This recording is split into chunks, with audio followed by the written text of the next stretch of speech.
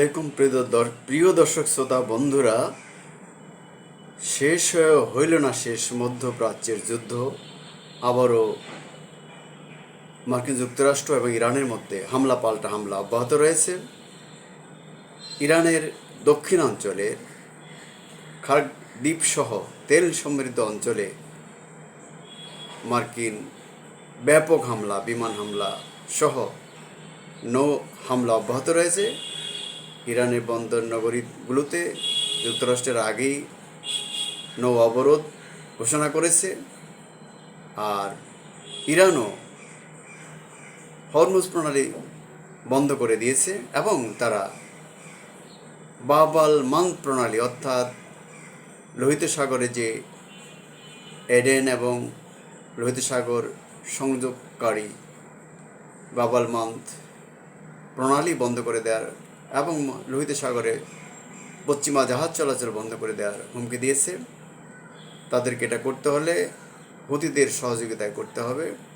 এর আগেও আমরা দেখেছি হুতিরা এই অঞ্চলে বিদেশি জাহাজের উপর হামলা চালিয়েছিল, ইসরায়েলের উপর হামলা চালিয়েছে। যে কথা বলছিলাম, আসলে আমেরিকা, বিশেষ করে ট্রাম্প উগ্রবাদী বলা যায় তাকে এবং রেসিস্ট। তিনি একসময় শান্তিবাদী হিসাবে নিজেকে প্রচার করলো, দ্বিতীয় মেয়াদে এসে তিনি শান্তি বিনষ্টকারী হিসাবে ইতিমধ্যেই পাগলাটে ট্রাম্প হিসাবে তার নাম তৈরি হয়েছে। তিনি মধ্যপ্রাচ্যে যে কোনো উপায়ে ইরানকে পদানত করতে চায়, কিন্তু ইরানও সেই ঐতিহ্যের দেশ পারস্য, যার পরবর্তী নাম ইরান। 79 সালে বিপ্লবের পর ইরানের নতুন চেহারা আমরা দেখতে পাচ্ছি। যদিও ইসলামী বিপ্লব ব্যক্তিগতভাবে কেউ সমর্থন করতে পারে, নাও করতে পারে, কিন্তু ওইখানকার জাতি, ইরানি জাতি যদি চায় খোমেনি কিংবা মুস্তফাকে নেতা হিসেবে মানতে চায়, বাইরের দেশে কিছু করার নেই। কারণ ওখানকার যে অন্য রাষ্ট্রগুলো, সেই রাষ্ট্রগুলোতে কোনো গণতন্ত্র নেই, নির্বাচন নেই, ভোটাধিকার নেই কারো, এবং মানবাধিকার রাজনীতি করার সুযোগও নেই। সম্প্রতি কিছু কিছু সুযোগ সৌদি আরব, সংযুক্ত আরব আমিরাত দিচ্ছে মানুষকে, কিন্তু তার রাজাবাদশাদের ছাড়া আর কারো কোনো ভোগবিলাসের সুযোগ নেই।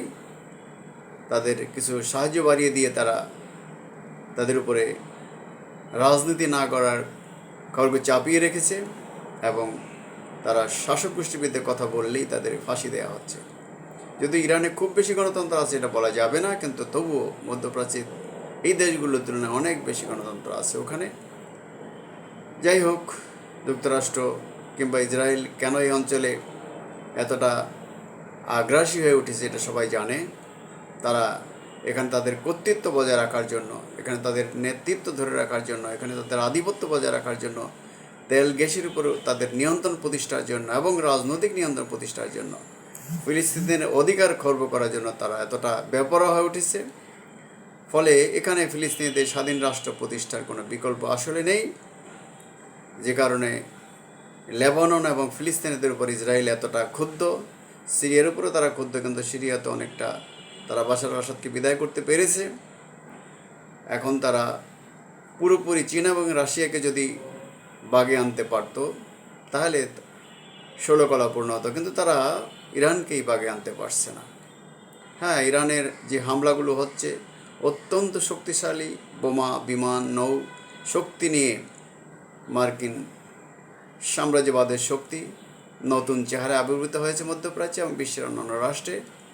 তারা সেখানে তাদের শক্তিশালী জাহাজগুলো, যুদ্ধ জাহাজগুলো ইরান উপকূল, বিশেষ করে হরমুজ, আরব সাগর, আটলান্টিক পার হয়ে তারা এখানে এসে ঘোরাফেরা করছে মধ্যপ্রাচ্যে তাদের কর্তৃত্ব ধরে রাখার জন্য, ইসরায়েলের শ্রেষ্ঠত্ব বজায় রাখার জন্য। মধ্যপ্রাচ্যের মুসলিম রাষ্ট্রগুলোর বেশিরভাগই সৌদি আরব, কুয়েত, কাতার, সংযুক্ত আমিরাত, বাহরাইন, কাতার, কুয়েত, জর্দান, এগুলো মার্কিন তাবেদারি করছে। ইসরায়েলের সঙ্গে তারা সম্পর্ক রেখে ফিলিস্তিনের অধিকার ক্ষুণ্ণ করছে।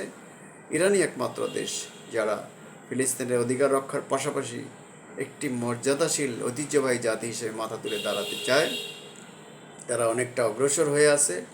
এখন মার্কিন যুক্তরাষ্ট্র পশ্চিমা শক্তির সহায়তায় তারা এখানে কর্তৃত্ব বজায় রাখতে চায় এবং তারা চেষ্টা চালিয়ে যাচ্ছে। আর ইরানও পাল্টা হামলা চালিয়ে তাদের জবাব দিচ্ছে। ইরানের শক্তি তারা শেষ করে দিয়েছে বলে বারবার দাবি করা সত্ত্বেও, তারা বিজয় হয়েছে বারবার দাবি করা সত্ত্বেও আমরা দেখতে পাচ্ছি ইরান তাদের হামলার বিপরীতে কম হলেও ওই অঞ্চলে মার্কিন ঘাঁটিগুলোর উপরে বিভিন্ন দেশে স্থাপনকারী মুসলিম দেশগুলিতে তারা পাল্টা হামলা চালিয়ে যাচ্ছে এবং তাদেরও ক্ষয়ক্ষতি হচ্ছে। যদি ইরানের ক্ষয়ক্ষতির পরিমাণ অনেক অনেক বেশি, যাই হোক ইরান টিকে থাকার যে কৌশল নিয়েছে সেটা তাদের জন্য অনেক উপকারী হয়েছে এবং ইরান এই যুদ্ধে মার্কিন তাবেদারি শক্তি, ইসরায়েলি শক্তি, পশ্চিমা শক্তি পরাস্ত হবে বলে অনেকে মনে করছেন এবং ইরানের যে ঐক্য, ইরানের যে চেতনা, ঐতিহ্য, এটা রক্ষা করে তারা চলতে পারবেন বলে অনেকে মনে করছেন। আমরা সবাই চাই, যেসব জাতি মাথা তুলে দাঁড়াতে চায়, মর্যাদা নিয়ে বাঁচতে চায়, পরাশক্তির কাছে পরাস্ত হতে চায় না, আমাদের নৈতিক সমর্থন তাদের প্রতি অবশ্যই থাকবে। সেটা ইরান হোক বা বিশ্বের যে প্রান্তে যে জাতি হোক না কেন, প্রত্যেকের প্রতি আমরা নিজেরাও মর্যাদার সঙ্গে এগিয়ে যেতে চাই। বন্ধুরা, ডিবেট উইথ রানা এবং নিউ বাংলা টিভির পক্ষ থেকে আপনাদের স্বাগতম, শুভেচ্ছা। আমার এই চ্যানেলগুলোকে সাবস্ক্রাইব করে, লাইক করা, শেয়ার করার জন্য আপনাদের প্রতি অনুরোধ জানাচ্ছি। আবারও দেখা হবে নতুন কোনো বিষয় নিয়ে, নতুন কোনো এপিসোডে। ততক্ষণ পর্যন্ত আমরা সবাই ভালো থাকতে চাই, সুন্দর থাকতে চাই, মাথা উঁচু করে সকল অধিকার নিয়ে বাঁচতে চাই, এগিয়ে যেতে চাই জাতি হিসাবে, ব্যক্তি হিসাবে।